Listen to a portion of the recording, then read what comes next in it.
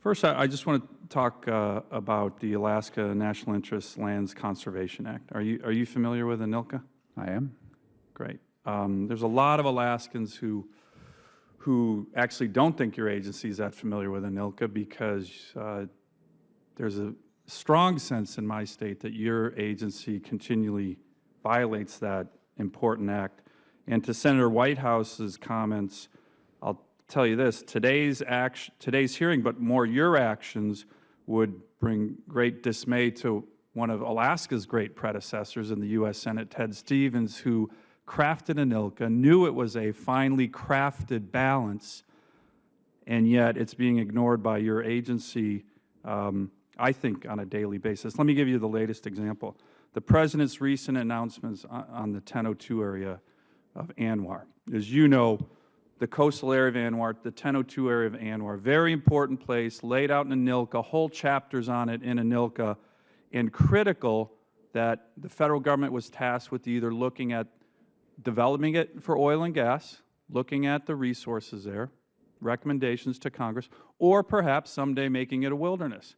But do you think that there's any other branch of government in the Federal Government that has the power to either develop the 1002 area for oil and gas or make it a wilderness besides this body, Congress? No, I do not. Okay, so then how can the President of the United States a couple months ago say he's going to submit a bill to make the 1002 area wilderness, which is fine, he has the right to do that. It's got to be approved here, it won't go anywhere. But then in the meantime say, I'm going to, quote, manage the 1002 area for wilderness anyways. That's what he said on Air Force One to big fanfare. How can he manage the 1002 area for wilderness when you don't have the authority to do that? Can you explain that to me? This is a huge issue for my state. And I think you're violating the law. I think the President's violating the law. How do you do that?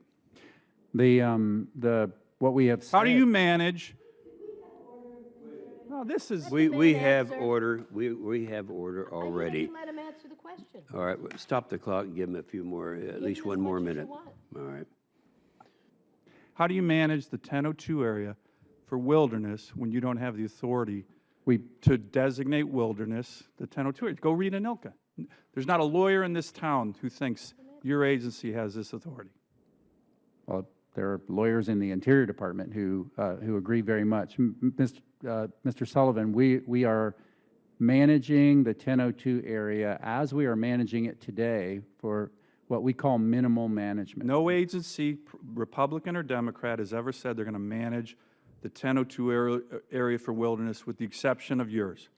First time ever. We are managing the 1002 area to protect the wilderness value that is represented there. That's our duty. Let me ask you a question, a follow-up question. If there's a president in 2017, he's a Republican, he submits legislation to develop the 1002 area for oil and gas development. It doesn't go anywhere. It's a tough issue. Can that president say it's President Cruz, President Rubio, President Paul? Can that president say, I'm now going to, quote, manage the 1002 area for oil and gas development? We have produced a comprehensive conservation plan. No, just can you answer that question?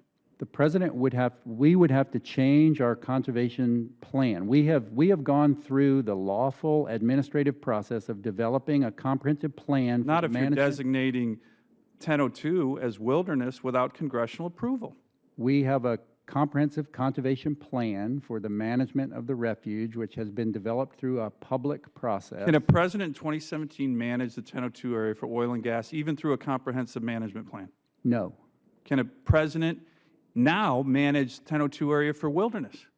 The President The answer has to be no, if you said no to the other question. The President is not managing. He said he was going to manage, the President said he was going to manage the 1002 area for wilderness. The President. He doesn't have the authority to do that. The United States Fish and Wildlife Service is managing the Arctic National Wildlife Refuge. No, the 1002 area is different. Look at ANILCA. The 1002 area is part of the Arctic National Wildlife Refuge. The law, it makes no distinction.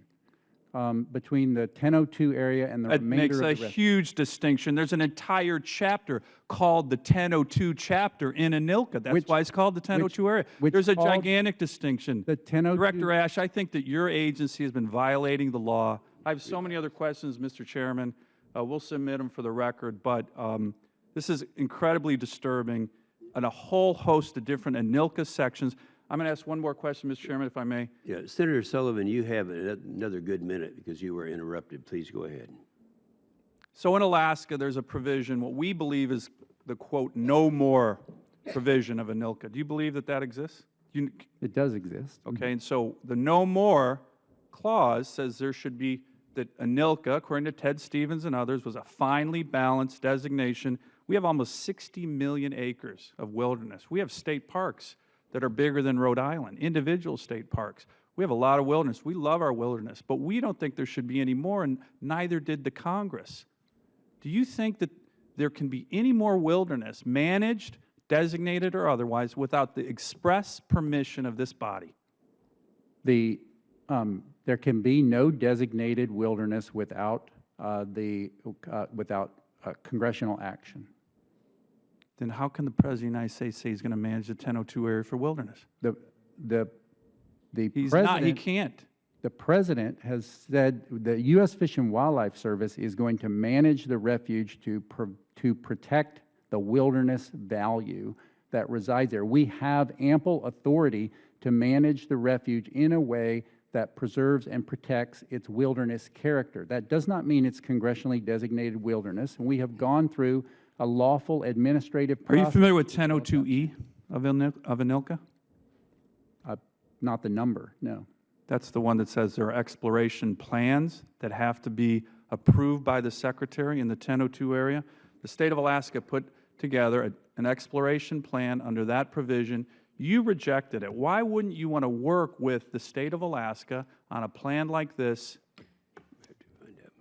Mr. Chairman, I will submit the additional questions I have for the record. Thank you, Senator Sullivan.